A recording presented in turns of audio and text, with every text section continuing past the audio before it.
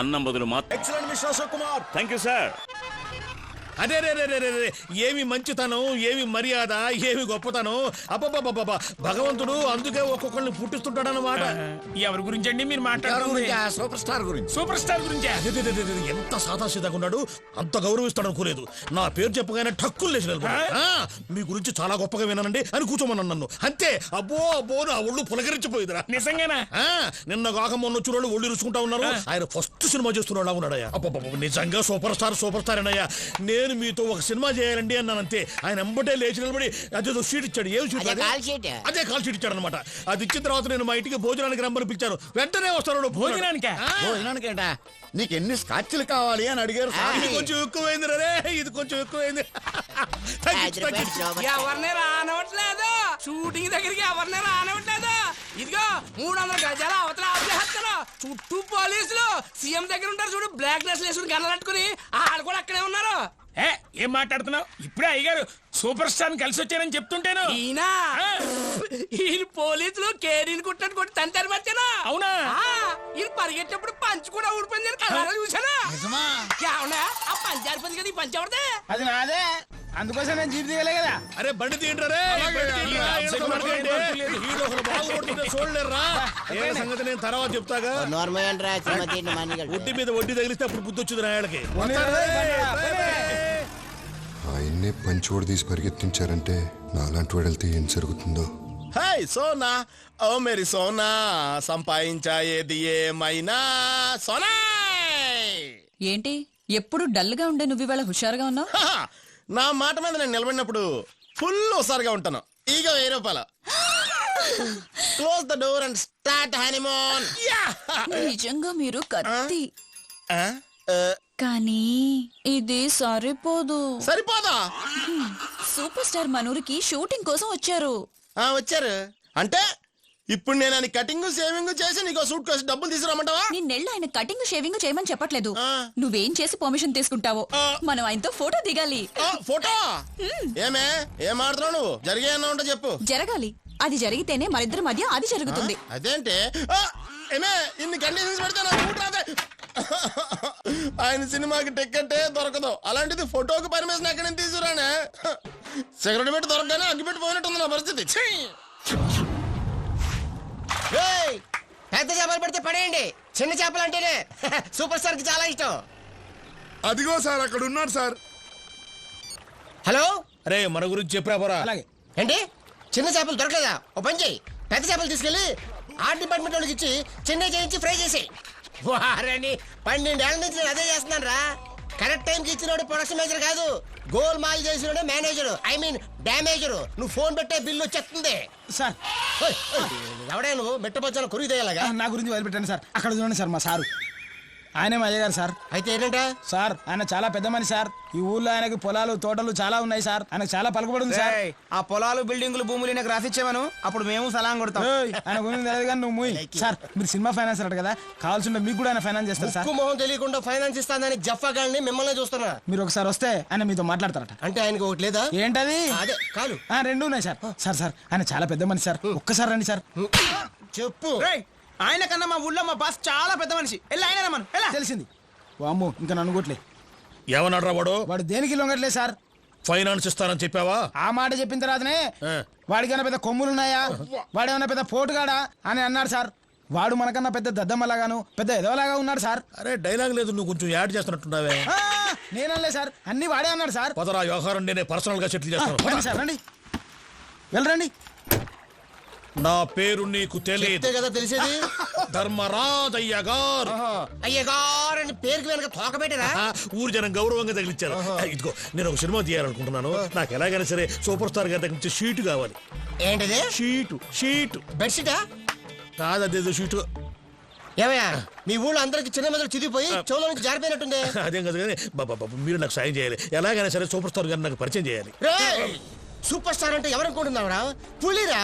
మీద దూకి పంజాబ్ విసిరిందంటే మంచి జారిపోతుంది. సార్ ఏదో ఒకటి చేసి నాకు పరిచయం చేయండి సార్. ఇవి మీ చేతులు కావు. వదిలే, ఇది బంగారం. సార్ మీరు ఆయన నాకు పరిచయం చేస్తే రోజు మీకు ఎన్ని చేపలు కావాలో అన్ని చేపలు నేను పట్టిస్తాను సార్. మీ చేపలు పీతలు మీ దగ్గర పెట్టుకోండి. ఆయన బయట సినిమాలు చేస్తలేదు, ఆయనే సొంతంగా సినిమాలు తీసుకుంటారు. మీరు బయలుదేరచ్చు. సార్ ప్లీజ్ సార్ మీకు దండం పెడతాను. ఎట్టో కొట్ట నాకు సాయం చేయండి సార్. పోండి సార్, బ్రెయిన్ తినకండి. పోరా పో. ఏయ్, చిన్న చేపలు దొరికినాయా? ట్రై చేయండి. బండి తీరా. కొనరా బండరా దొరికితే మటాష. ఒకటి నవ్వుతూ తీయ.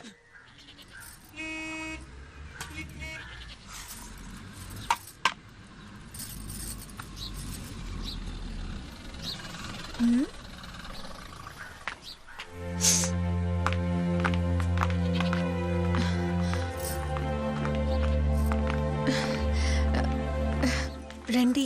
నమస్తే అమ్మా. నమస్తే. సమయానికి ఆయన కూడా ఇంట్లో లేరే. అమ్మయ్య.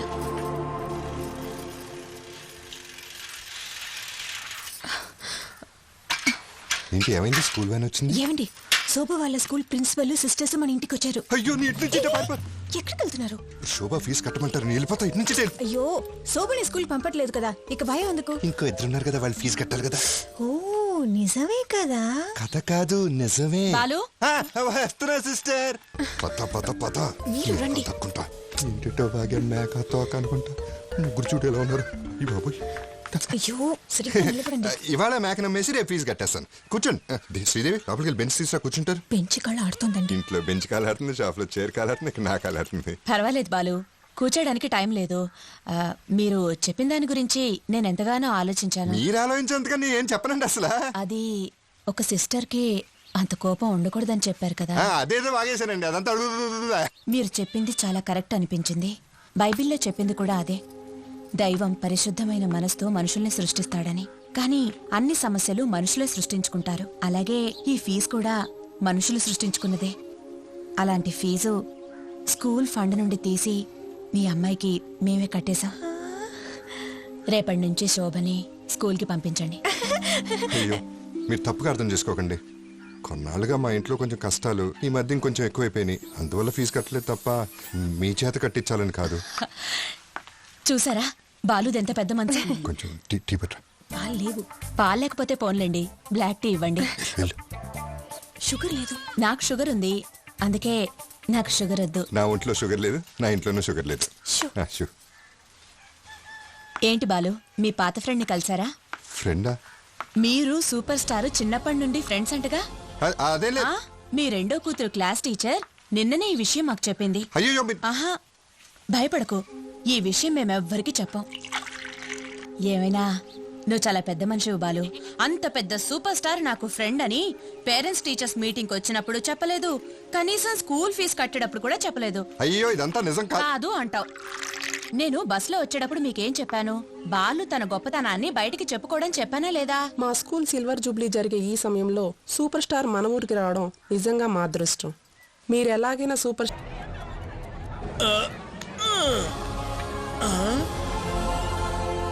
అయ్యి బాబోయ్, ఇంతమంది జనం వచ్చారేంటి? ఆంధ్ర తమిళనాడు కలిసి వచ్చినట్టున్నారు. He's real super star.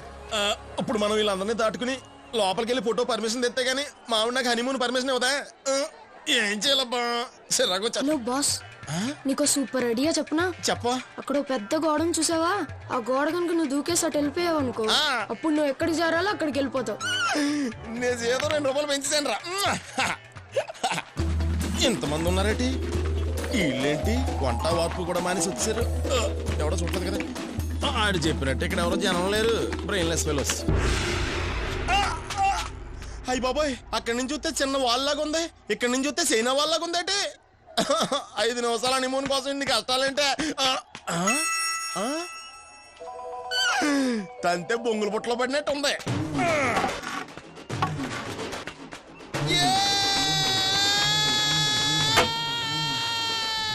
కొంచెం గట్టిగా తోయిడ్రా. అయ్య బాబా, గోడ కదిలిపోతుందండి. షూటింగ్ గోడ.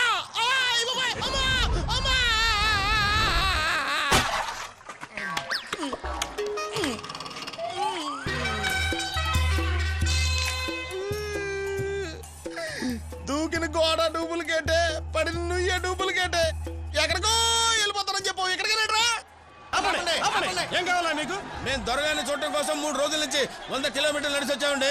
అయ్యగారిని చూడాలా? అయితే పని చేయండి, ఏంటి? మాట్లాడకుండా నిశ్శబ్దంగా నిల్చోండి. ఆయన అక్కడి నుంచి ఇలా చెయ్యి ఊపుతారు, చూసి వెళ్ళిపోండి. చెయ్యి ఊపితే కాలు ఊపితే పోండి. ఆ దొరగారిని ఈ దొరగారు చూడాలా, ఇంత పత్రం ఇయ్యాలా, అప్పుడు పోతాం. అవన్నీ ఇవ్వడం కుదరదు, వెళ్ళిపోండి. వెళ్ళిపోవటం ఎన్ని రాత్రులైనా సరే ఇక్కడ ఉంటాం. వెళ్ళిపోయే ప్రసక్తే లేదు. ఏం చేసుకుంటారో చేసుకోండి.